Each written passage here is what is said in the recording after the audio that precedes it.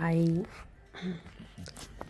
আমি পিহুকে কোনোদিনই ছোটো থেকে কোনো ভালো পুতুল বা প্রচুর খেলনা পিহুর কোনোদিনই নেই, বা আমি কোনোদিন ওকে কিনেও দিইনি।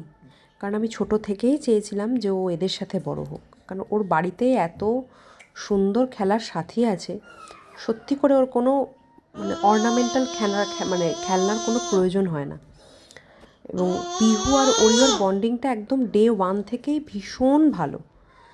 ওরা আর ওরিও ওকে পুরো বোনের মতোই ট্রিট করে, আর ও যথারীতি ওর লোম ধরে ধরে টানবে, ওর কান ধরে টানবে। কিন্তু ওরিও এতটুকু ইরিটেট হয় না। এবং ছোট বোন যেভাবে ছোট বোনের সাথে দাদাদের সম্পর্ক হয় আর কি, দাদারা যেমন সব কিছু ক্ষমা করে দেয়, সব কিছু মেনে নেয়, ঠিক পিহু আর ওরিওর বন্ডিংটাও ঠিক তাই। আমারও দাদা ছিল, আজকে নেই। আজকে প্রায় 5 বছর 5.5 বছর হয়েছে আমাকে ছেড়ে চলে গেছে।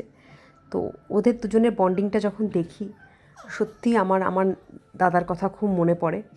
আমিও যা ভুল ত্রুটি করতাম, আমার দাদার বা যা আবদার ছিল, সব আমার দাদা আমার পূরণ করতো।